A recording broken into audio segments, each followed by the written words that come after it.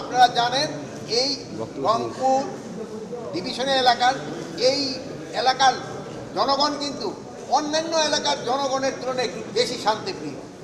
এরা কিন্তু খুবই নিরীহ প্রকৃতি এবং শান্তিপ্রিয়, এবং এখানকার নির্বাচনটা খুব শান্তিপূর্ণভাবে সুষ্ঠু এবং উৎসবমুখর পরিবেশে হবে, এবং এটা একটা খুব ক্রেডিবল ইলেকশন হবে। এই জন্য আমি, যেহেতু আপনারা ম্যাক্সিমামে আমার মনে হয় এই এলাকারই, আপনাদের একটু সাহায্য এবং সহযোগিতা থাকবে, হয়ে যাবে। আপনাদের এখানে যদি এখন দু একটা প্রশ্ন থাকে আপনি জিজ্ঞেস করেন। ভোট কারচুপির কোনো ধরনের শঙ্কা নাই।